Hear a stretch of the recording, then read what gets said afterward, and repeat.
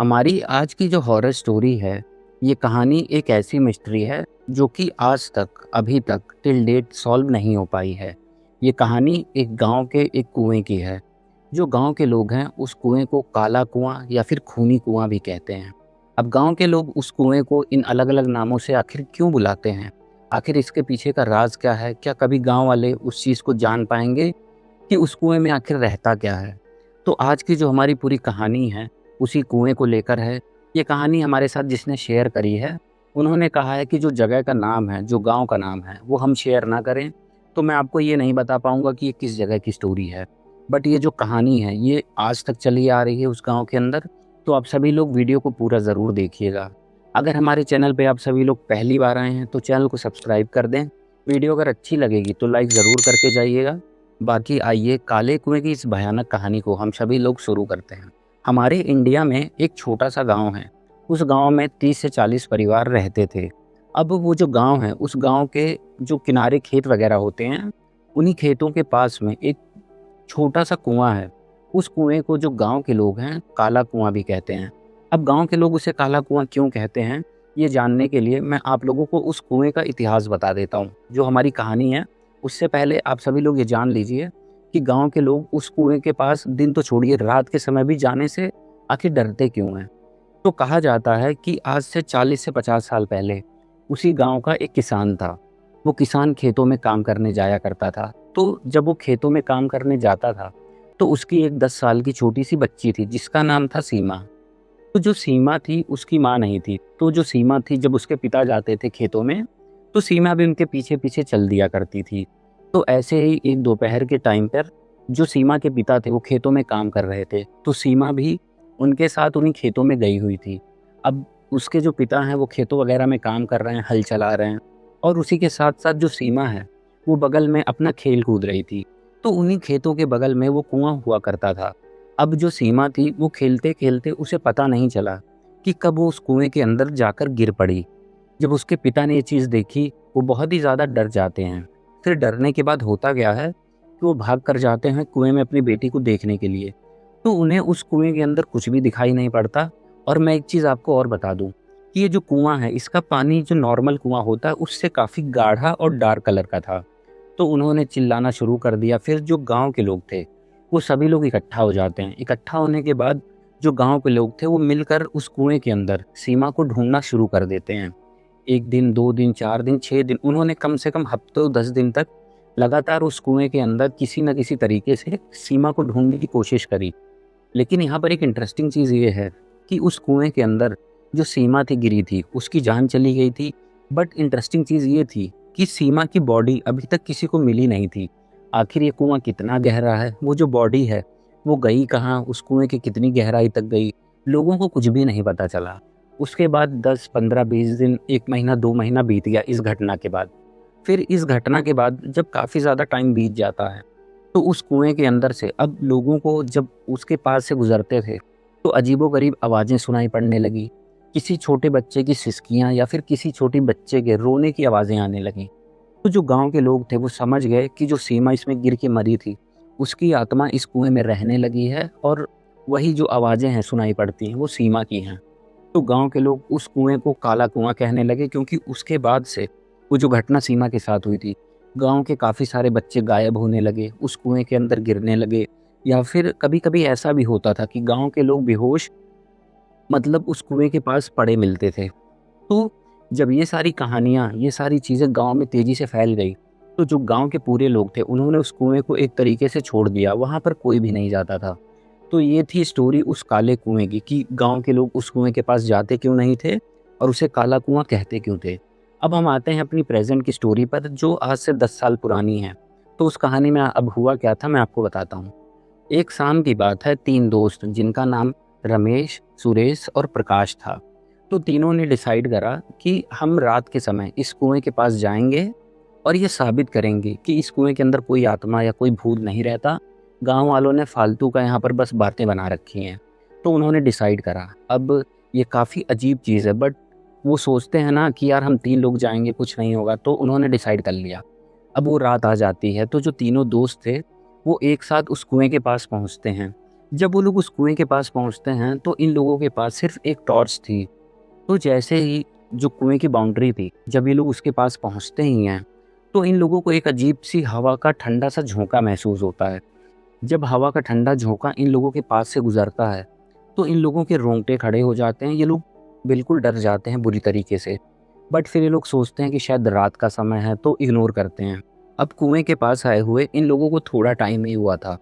तो जो रमेश था, उसको किसी के फुसफुसाने की अजीब-सी आवाज़ आती है। तो पहले तो रमेश डर जाता है। वो अपनी टॉर्च निकालता है और जो कुआँ था, उसके अंदर झाँकने की कोशिश करता है। तो उसे उस कुएँ के अंदर सिर्फ़ भयानक काला अंधेरा, उसके अलावा उसे कुछ भी नहीं दिखाई पड़ता। पानी इतना डार्क था कि कितनी गहराई है उस कुएँ की, ये तक पता नहीं चल रहा था। तो जो रमेश था फिर अपने दोस्तों से कहता है कि भाई कुछ भी नहीं था, ये हमारा वहम है, यहाँ पर कुछ भी नहीं है। लेकिन जब इतना हुआ ही था, तो जो दूसरा दोस्त सुरेश था, वो चिल्ला उठता है। तो ये दोनों डर जाते हैं, रमेश और प्रकाश। पूछते हैं कि क्या हुआ भाई, तुम चिल्लाए क्यों? तो जो सुरेश था वो बताता है कि यार ऐसा लगा ना कि जैसे किसी ने मेरे पैर को छुआ और छूने के बाद गायब हो गया। तो अब वो लोग डर जाते हैं कि यार पैर छुआ इतनी रात में, हम तीनों के अलावा यहाँ कोई है भी नहीं। उन दोनों ने जो टॉर्च लेकर गए थे, उसी के सहारे आस-पास देखने की कोशिश करी, तो उन्हें कुछ भी नहीं दिखाई पड़ता। लेकिन अब तक जो तीनों दोस्त थे, वो समझ गए थे कि यहाँ पर कोई न कोई दिक्कत ज़रूर है। अब इतना वो लोग सोच ही रहे थे कि तभी उन्हें एक छोटे बच्चे की रोने की आवाज़ उस कुएँ के अंदर से आने लगती है। अब ये जो आवाज़ थी, मैं आपको बता दूँ, बहुत ही हल्की और धीमी आवाज़ थी, लेकिन एकदम साफ सुनाई पड़ रही थी कि जैसे कुएँ के अंदर कोई बच्चा रो रहा है। और थोड़ा टाइम बीता ही था, तो कुएँ के अंदर से आवाज़ आती है कि मुझे बाहर निकालो। अब ये सुनने के बाद जो रमेश, सुरेश और प्रकाश थे, वो तीनों इतना ज़्यादा डर जाते हैं कि वो वहाँ से टॉर्च वगैरह फेंक कर बस भागना शुरू कर देते हैं गाँव की तरफ। देखते ही देखते 5 से 10 मिनट के अंदर वो सभी लोग गाँव में पहुँच जाते हैं। अब गाँव में पहुँचने के बाद जो तीनों दोस्त थे, वो जो कुएँ के पास उन लोगों के साथ चीज़ हुई थी, उन्हें पता था कि ये कोई अजीब चीज़ है जो हमारे साथ हुई है। बट वो गाँव के लोगों से ये चीज़ शेयर नहीं कर सकते थे।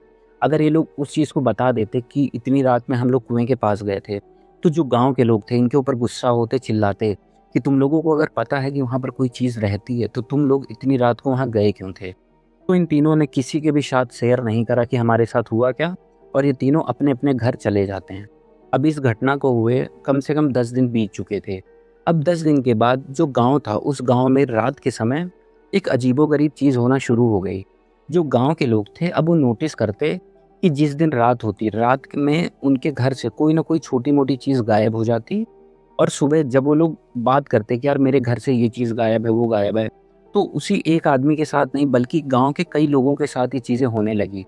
किसी के घर से किसी के बच्चे के खिलौने गायब हो जाते, किसी के घर से किसी की वाइफ़ की चूड़ियाँ गायब हो रही थी, और सबसे स्ट्रेंज चीज़ तो ये थी कि जो आदमी थे बुड्ढे, उनकी जो लाठियाँ थी, अब वो भी धीरे-धीरे गायब होने लगी। तो जो गाँव के लोग थे वो सारे इकट्ठा होते हैं। इकट्ठा होने के बाद वो लोग बात करते हैं कि हमें लगता है कि जो घटना हुई थी आज से कई सालों पहले, जो कुएँ में सीमा गिर के मरी थी, ये उसी की आत्मा है, ये हम लोगों को परेशान करना चाहती है। वही आती है और घरों से सामान को लेकर जाती है। तो जब ये बातें फैली गाँव में, तो लोग काफ़ी ज़्यादा डर गए। उन्होंने कुएँ के पास और सीमा की आत्मा की शांति के लिए काफ़ी सारे पूजा पाठ करवाए, और उन्होंने वो जो काला कुआँ है, उसे बंद करने की भी कोशिश करी। लेकिन जब भी वो लोग उस कुएँ को बंद करने की या ढकने की कोशिश करते, तो कोई न कोई इनके रास्ते में दिक्कत या परेशानी आ जाती, जिसकी वजह से वो ना ही कुआँ बंद हो रहा था, और ये जो घटनाएँ थी, ये धीरे-धीरे गाँव में अब लगातार होने लगी थी। अब ये सारी घटनाएँ और ये सारी चीज़ें उस गाँव में लगातार बार-बार होती रही। तो जो गाँव के बूढ़े-बुज़ुर्ग लोग थे, वो बहुत ज़्यादा परेशान हो गए। वो डरने लगे कि अगर ऐसे ही घटनाएँ होती रहेंगी, तो हमारे बच्चे सेफ़ नहीं हैं इस गाँव में। तो उन्होंने क्या करा, एक तांत्रिक को बुलाया। उन्होंने कहीं से पता करा, तो एक काफ़ी सिद्ध तांत्रिक आता है गाँव में। तो गाँव के लोग उसे उस कुएँ के पास लेकर जाते हैं। तो जब वो तांत्रिक उस कुएँ के पास जाता है, तो वो जो कुएँ की बाउंड्री थी, उस बाउंड्री के बाहर बैठता है और 5 से 10 मिनट कुछ ध्यान लगाता है, कुछ तंत्र-मंत्र वगैरह पढ़ता है, और वो 10 मिनट के बाद अचानक जब खड़ा होता है, तो गाँव वाले लोग देखते हैं कि जो उसका पूरा का पूरा चेहरा है, वो एकदम लाल हो चुका था। तो गाँव वाले उससे पूछते हैं तांत्रिक से कि आखिर क्या हुआ आपके चेहरे को? तो जो तांत्रिक है वो बताता है कि इस कुएँ के अंदर एक नहीं बल्कि काफ़ी सारी आत्माएँ हैं जो कि इस कुएँ के अंदर फँसी हुई हैं, और वो जो छोटी बच्ची सीमा है, वो भी इस कुएँ के अंदर रहती है। लेकिन इस कुएँ के अंदर क्या चीज़ है? आखिर इस कुएँ के अंदर मुझे ऐसा लगता है कि किसी दूसरी दुनिया में जाने का एक रास्ता है। इस वजह से वो सारे लोग उसी कुएँ में फँसे हैं और कैद हैं। अब तांत्रिक ने जब ये चीज़ें बताई तो गाँव वाले लोग काफ़ी शॉक हो गए। वो उस तांत्रिक से और भी जानना चाहते थे कि आखिर ये कुआँ कहाँ जाता है और ये जो आत्माएँ हैं इसके अंदर कैद कैसे हैं? काफ़ी सारे जो सवाल थे वो गाँव के लोगों के दिमाग में चल रहे थे। बट जो तांत्रिक था उसने बस इतना ही बताया, उसके बाद वो अपने घर चला जाता है।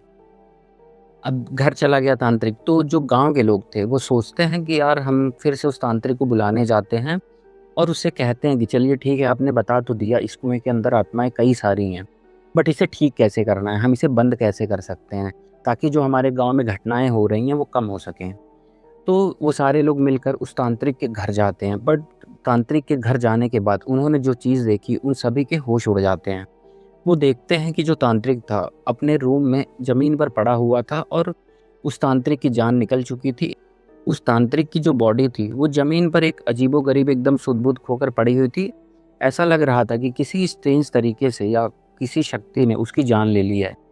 अब गाँव के लोग समझ नहीं पाते कि यार ये तांत्रिक अभी कल ही तो आया था, हम लोगों ने इसे बुलाया था, इसने कुएँ के बारे में बताया, आखिर इसकी जान चली कैसे गई? गाँव वाले बहुत ज़्यादा परेशान रहने लगे, वो लोग वापस आ जाते हैं अपने गाँव। कि यार इस कुएँ के अंदर आखिर है क्या? हमें पता क्यों नहीं चल रहा? और जो गाँव में घटनाएँ थी लोगों के गायब होने की, सामान के गायब होने की और किसी को जब गाँव का कोई आदमी दिन या रात में वहाँ से गुज़रता, तो किसी बच्चे के रोने की, किसी के सिसकियों की आवाज़ अब दिन-ब-दिन बढ़ती जा रही थी। अब कोई समझ नहीं पा रहा था कि आखिर इस कुएँ के अंदर है क्या? और जो तांत्रिक था जिसने सारी चीज़ें बताई, उसकी भी जान चली जाती है। तो कुछ दिनों तक, साल, डेढ़ साल, 2 साल तक ये सारी घटनाएँ जो थी ऐसे ही चलने लगी। जो गाँव के लोग थे उधर जाना दिन तो क्या रात में दोनों टाइम अवॉइड करने लगे। अब उसके बाद लेकिन ये जो घटनाएँ थी रुक नहीं रही थी। तो जो गाँव के बूढ़े-बुज़ुर्ग थे फिर उन्होंने एट द एंड डिसाइड करा कि यार ऐसे तो काम नहीं चलेगा। तो उन्होंने कई सारे तांत्रिकों के बारे में पता लगाया, तो कम से कम 5 से 7 तांत्रिक मिलकर एक रात उस कुएँ के पास आते हैं और तंत्र वगैरह करते हैं। वो जो तंत्र था उस कुएँ के पास पूरी रात चलता है और उसके बाद वो जो पूरा कुआँ था, एक हिसाब से आप लोगों को मैं बताऊँ जैसे ढक्कन टाइप का नहीं होता, तो तांत्रिक और गाँव वालों ने मिलकर उस कुएँ को उस ढक्कन से ढक दिया। अब ढकने के बाद जो घटनाएँ थी वो थोड़ी बहुत कम हुई। लोगों के जो सामान वगैरह थे बट फिर भी कभी न कभी चोरी होने लगे। बट जो उस कुएँ का राज़ था, वो जो तांत्रिक आए थे वो भी नहीं बता पाए। उन्होंने बस ये कहा कि ये कुआँ इतना जानलेवा है और इतना खूनी है कि इसके अंदर एक नहीं बहुत सारी जो आत्माएँ हैं वो वास करती हैं। आप लोगों के लिए अच्छा यही होगा कि इस कुएँ को तंत्र कराकर बंद कर दीजिए और इस कुएँ के पास आप में से कोई भी लोग रात को तो छोड़िए दिन में भी नहीं आइए। लेकिन उसके अंदर आखिर था क्या? उस कुएँ की जो मिस्ट्री थी वो तांत्रिक लोग भी नहीं बता पाए।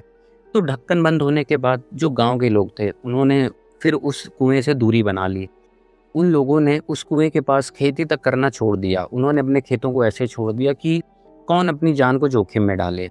फिर धीरे-धीरे टाइम बीतता गया, बीतता गया, बीतता गया। तो उसी गाँव के एक आदमी ने हमारे साथ एक कहानी शेयर करी है। उन्होंने गाँव का नाम, अपना नाम बताने के लिए नहीं कहा क्योंकि अगर मैं आपको स्टोरी में उस जगह का या उनका नाम बता दूँ, तो बहुत सारे लोग हैं जो वहाँ पर जाने की कोशिश करेंगे, तो वो ये चीज़ नहीं चाहते थे। ये एक ऐसी कहानी थी, आप लोगों ने देखा होगा मूवीज़ में कि कहानी की शुरुआत होती है बॉलीवुड वगैरह में, उसके बाद एंडिंग होती है, बीच में बहुत सारा काफ़ी सारी चीज़ें चलती हैं। बट एट द एंड क्या होता है हैप्पी एंडिंग हो जाती है हर स्टोरी में। बट जो रियल लाइफ़ है उसमें कई बार जो लास्ट में हैप्पी एंडिंग वगैरह जैसी चीज़ें नहीं होती। इसी तरीके से इस कहानी में जो उस कुएँ की मिस्ट्री है, उस कुएँ के अंदर आखिर कितनी आत्माएँ हैं, उस कुएँ के अंदर आखिर ऐसा हुआ क्या था कि जिसके अंदर इतनी सारी आत्माएँ कैद हैं, आज तक कभी किसी को पता नहीं चला। जिन्होंने हमारे साथ इस कहानी को शेयर करा, वो बताते हैं कि रात तो छोड़िए, दिन के समय भी उस कुएँ के आस-पास कोई नहीं जाता। अब उस गाँव में घटनाएँ बहुत कम हो गई हैं, काफ़ी सारे लोग भी अब कम हो गए हैं, शहरों में निकल गए हैं। वो एक तरीके से काफ़ी रिमोट इलाका है, तो लोग भी अब कम रहते हैं। जो लोग कम हैं वहाँ पर उस गाँव में, वो उधर जाना भी अवॉइड करते हैं। तो अब तो कोई लोग वगैरह नहीं गायब होते, चीज़ें वगैरह भी अब गायब होना बिल्कुल बंद हो चुकी हैं। तो ये एक ऐसी कहानी थी जब मैंने सुनी तो मुझे काफ़ी इंटरेस्टिंग लगी। एक ऐसा कुआँ जिसे गाँव के लोग काला कुआँ या फिर खूनी कुआँ कहते हैं। ये कहानी फिर मैंने सुनने के बाद सोचा कि आप सभी लोगों तक एक ऐसी हॉरर मिस्ट्री की स्टोरी ज़रूर पहुँचनी चाहिए। तो मैंने आपको पूरी स्टोरी बता दी। आपको कहानी कैसी लगी? अब सभी लोग अपने थॉट्स को कमेंट बॉक्स में कमेंट ज़रूर करके जाएँ कि आप लोगों के हिसाब से आपको क्या लगता है कि उस कुएँ के अंदर आखिर क्या हो सकता है।